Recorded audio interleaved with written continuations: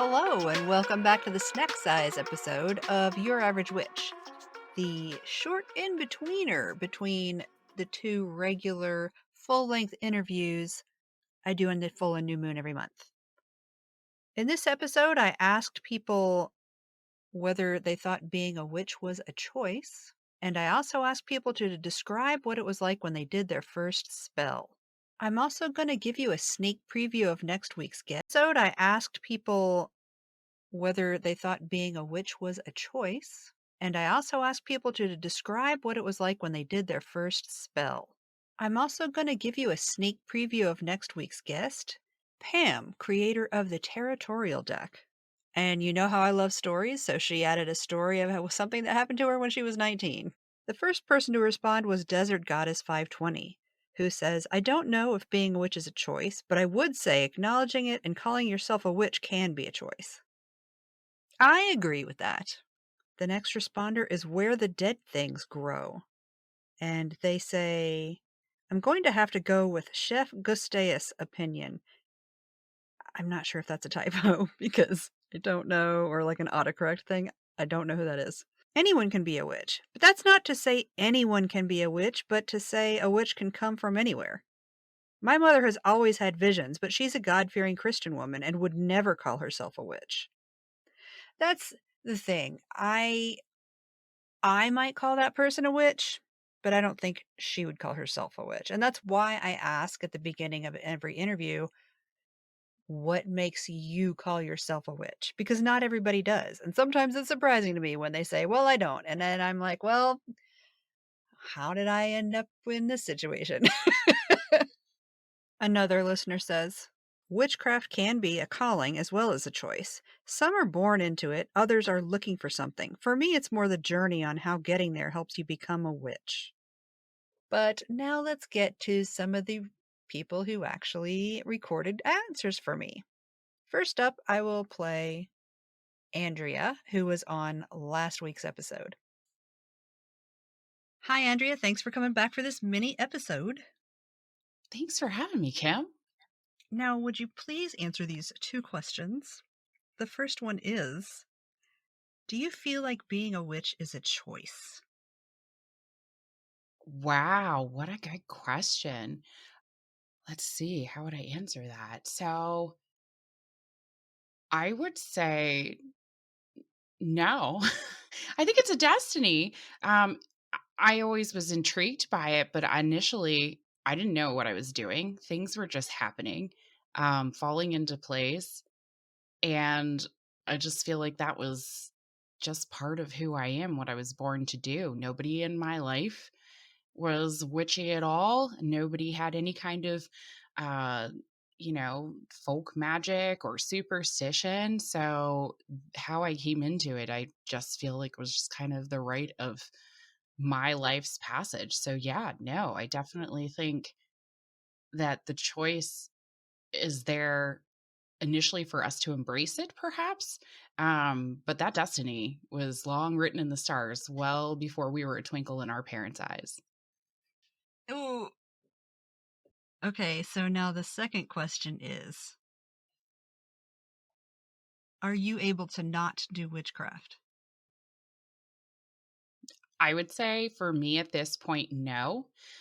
I've gone periods of tucking it away and putting it away through various relationships, or perhaps when I had roommates in times of my life when I was in denial or scared of things. But now, and the journey I have been on, there's no way in heck I would ever turn my back on it. It is in my DNA, it runs in my veins, and it's going to happen whether I try not to or not.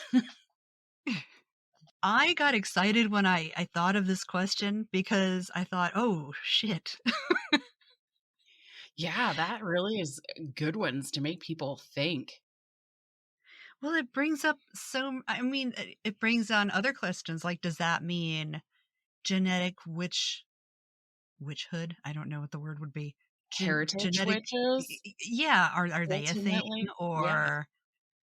or not? Or can you choose if you weren't? I Are mean, you then even you throw choosing, in or are you just awakening to it?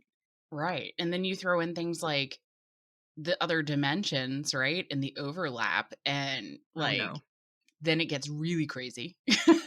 I was just trying to do algebra earlier. I can't deal with this too. Everybody's going crazy over CERN. Well, it's at the forefront of my mind right now after reading all my notes.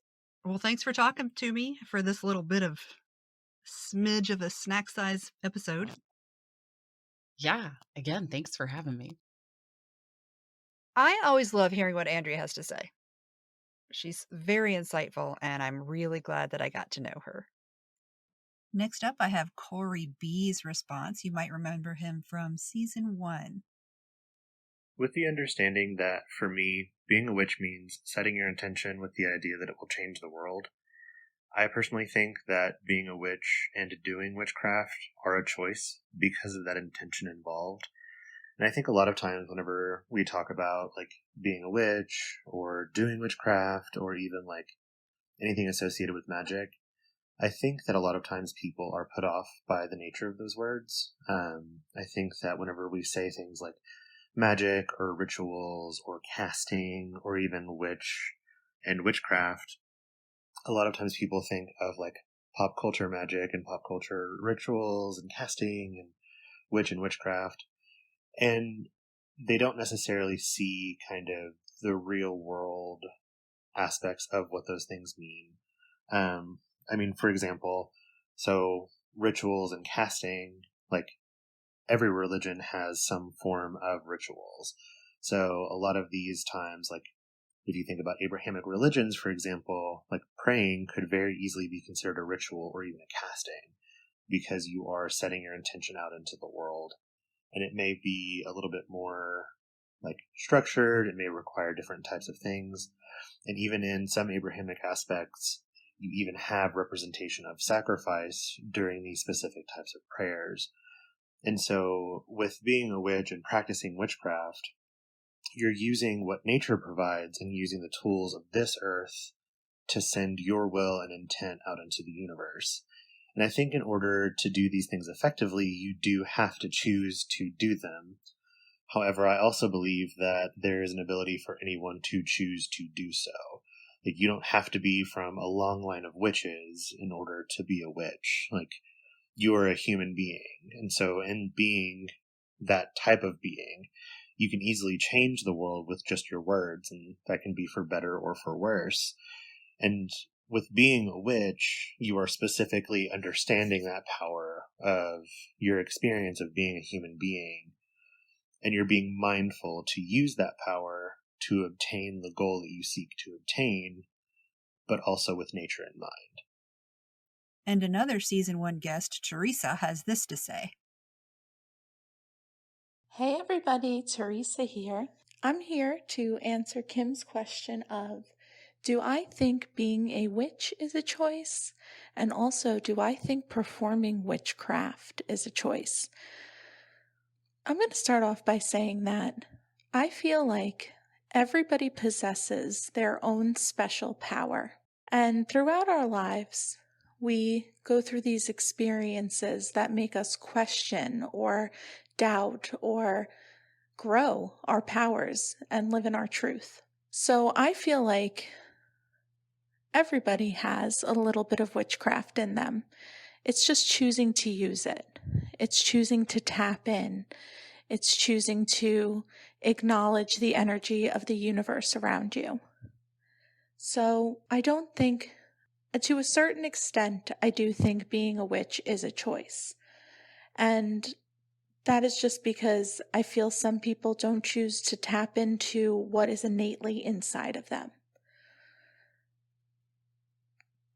But on the other hand, like I said, I do feel like it is within all of us. Now, do I think practicing witchcraft is a choice? And I'm also going to say, I don't think that it is. I think that there are people that are out there that just naturally have these beautiful, amazing manifesting powers or powers just that they don't understand. And even if you are not doing the ritual, setting up the candles, calling in the planets. I feel like we all have a little bit of a witch inside of us. Now, adding all of that ceremonial stuff, I do believe is very helpful to have something to tether your magic to. But I don't feel like you have to have that in order to hex yourself, hex somebody else, bring wealth and expansion and fortune into your life. I think that we are all a lot more powerful than we know. And at the end of the day, it's just stepping into and embracing that power. Thanks for having me, Kim. I find it interesting that both of these guests kind of said no, but also yes. Next up is Pam's response. Do you feel like being a witch is a choice? For me, it was not, mainly because just weird things that happen. I've always been, and it's not something I talk about a lot, but I've always been able to see things. And I've always been able to, like, I don't know if they're spirits. I don't know what they are. I've never really been able to figure out, like, it's not like an actual, like, human form or anything like that, but I've been able to, like, see weird stuff. And that happened way before, family was even kind of bringing me into, like, anything ritual like or spell work or anything. And so I started asking my mom about a lot of these things when I was younger, and she's sort of like, okay, and she's like, yeah, I see that too. And, I go through that too. And my other sisters go through it as well. So I think for some people that, it just sort of happens and you can kind of choose to ignore it or, follow through with it. I think the actual practicing of witchcraft in itself, I mean, yeah, that can be a choice. I know for myself, like after my mom passed away, like I kind of put everything away for a while and things like that. But was still seeing a lot of stuff and all of that. And I was basically just like, go away, like leave me alone. I'm not good.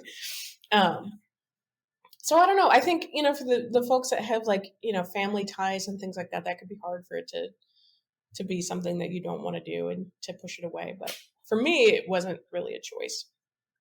It was just Do you like, feel hey, like do this. do you feel like practicing witchcraft is a choice?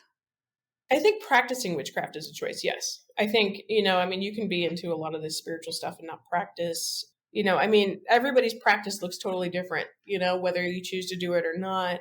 So yeah, I think, you can still be a spiritual person and not practice. You could be, an atheist and whatever, It looks very different from person to person now. Again, love these answers. Super insightful. I'm really enjoying hearing them. And let's hear her story. There have been instances where, like, I was going to I used to wear the really big Jinko pants. I don't know if anybody is familiar with those or if you know what those are. Who are Like, they if they don't know what those pants are? yeah, JNCO, Jinko Everyone pants. how can you not know what those pants are? Maybe I Thank have you. really Right. young listeners. I don't There's know. some people that don't know, and it makes me sad down to my core. But Strange. so I had some with the 50-inch cuffs, and Holy I'm Jesus. short.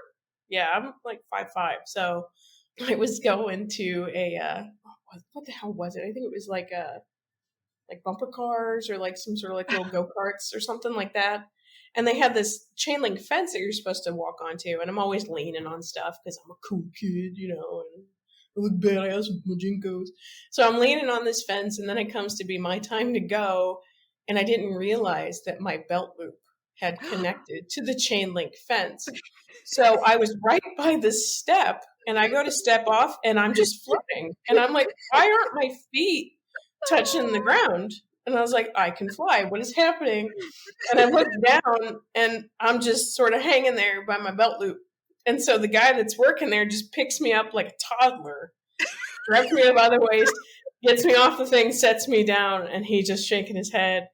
And I was like 19. Like I've grown. So there's that. Yeah, I've got a bunch of stories like that. I'm an unfortunate person. I'm a very strange, awkward person. Make sure you come back to hear the rest of Pam's episode on the new moon of the 28th, where she talks about why and how she created the territorial deck, what it was like to grow up in a witchy household, and tells my favorite SAT story that I think I've ever heard. Next, let's hear the responses that I got when I asked people to describe their first spell. First up is Stephanie. Hey there, my name is Stephanie and I live in Texas. I work in the public education system and I saw the Instagram post about tales of first spells.